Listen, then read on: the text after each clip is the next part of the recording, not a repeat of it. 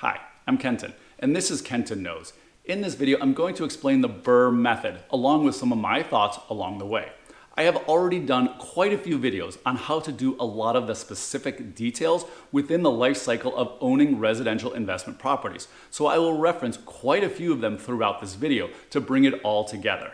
If you like this video, please consider hitting the like button, subscribing to my channel, and leaving me a comment.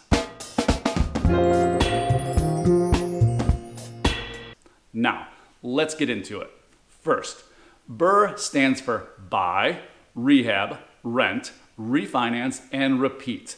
This catchy acronym was coined by Brandon Turner of Bigger Pockets, and it has taken off in popularity. Don't get me wrong, I think it was brilliant for Brandon to take a concept that just about every successful real estate investor I know has been doing for years and create this simple acronym to not only describe it, but also convey the process in an easy to understand manner. It really is a fantastic way to describe the process we've been using for years, and I'm a little envious that he came up with such a succinct way to describe it. Let's start with the big picture. I'm assuming you're watching this to learn how to invest in real estate to generate income, also known as cash flow, plus appreciation. But most of us don't have a lot of extra money just laying around to buy several properties, and real estate is inherently a very capital-intensive endeavor. I'm not going to talk about how to raise money or buy real estate with no money down or anything like that in this video. I will be explaining how to methodically grow your real estate portfolio into a business that generates significant cash flow while recycling your initial down payment to use on many properties, which is exactly how I grew my portfolio. You may want to start with my video on how to choose a real estate agent, as he or she will hopefully find you a great deal and guide you through the purchase process. I firmly believe that you make your money with your initial purchase. Your initial purchase price will drive the majority of your returns, so paying the lowest possible price for the property will, in my opinion, have a much larger impact on your returns than anything else you do. You can be the absolute best at every other aspect of owning and managing a property. Getting the lowest mortgage rate, creating the best lease, marketing the apartments better than anyone, and more. But all of that will pale in comparison to someone who's just average at performing those tasks, but finds and negotiates a great deal to buy the property. The longer you hold the property, the less it will matter, but we are talking potentially 20 years if there's a large discrepancy in the purchase price, not just a couple of years to make up that difference. I did a video on how to buy your first investment property and what to do after closing on your first investment property. So you might want to check out those videos as well to help you with the buy phase of your investment. After buying the property, the next step is to add value with the first R by rehabbing the property.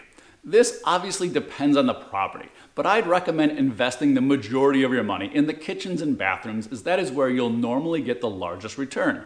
But you should also plan on repainting everything inside and out. Do not underestimate the power of new paint. It can transform a space without breaking the bank. And personally, I think the smell of paint actually seems to help rent a unit. I've sometimes touched up the trim with the intent of improving the look while getting that new paint smell to help rent a vacant unit, which I do believe helped rent it faster. For managing your rehab, I have a video on how to manage your contractor and another for how to create a punch list and close out your project. Hopefully, those videos will help you better manage your rehab project. The second R is for rent, so you'll need to rent the space. I do believe that staging will help you rent it faster and potentially at a higher rate, but depending on the rent you are getting, the cost of staging may not make much sense. If by chance you have a few tables or chairs or lamps in your house or in storage, maybe strategically placing them in the rental, that might help out, but it isn't a must by any means. To start the rental process, I have a video that will walk you through pricing your rental, and another one which gives you the various websites to list your rental for free. After listing it, you may want to watch my video on how we show our apartments with our rental showing script. Next, you'll want to know how to create an application and choose a tenant with my video on how to review and qualify your tenants, in addition to why I chose Tenant Cloud as my cloud-based property management solution.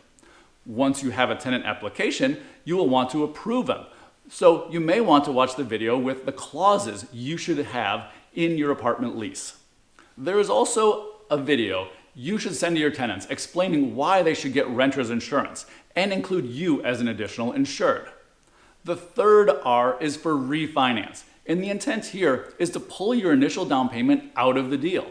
Keep in mind, if you are getting a conforming loan, which is the lowest cost of money you can borrow per my ranking real estate financing options video, then you will need to keep the property in your name personally, and you will need to wait at least 6 months from the initial closing or last refinance. For more on financing, I have a video on how many conforming loans you can get, whether you should pay down your loan or cash out, as well as a video on how to set up your banking and accounting for your real estate investment. The hope is that at the end of your refinance, you will have pulled out all of your initial down payment and your renovation costs so you can use that for the next part of the process. And the next part is the fourth R, which is to repeat the process so you can continue to build your portfolio. As you grow, you will learn and potentially do better with each new investment. If you'd like to see the full details of how I completed this process on a real project, you'll want to watch my video on buying a duplex investment. To summarize the BRRRR strategy, I'll briefly walk you through the financials on that duplex deal. First, I bought the property for $352,000 with a down payment of approximately $106,000 and a loan of $246,000. After closing, the rehab was fairly minor and cost me less than $10,000. For rent, I replaced one tenant and raised the rent for both units. For the refinance, I waited the required 6 months and the property appraised at $509,000, which allowed me to take out a loan of 70% of the appraised value or $356,000, which means I received a check for about $110,000 at closing.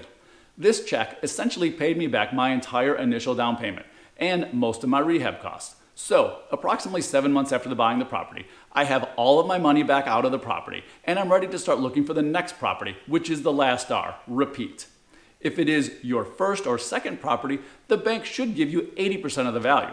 But once you have a few more properties, the bank will drop your loan to value ratio or LTV to 70%, which is why I could only get a loan for 70% LTV. I hope this video gave you a little more understanding of the BRRRR strategy and how to make it work for you.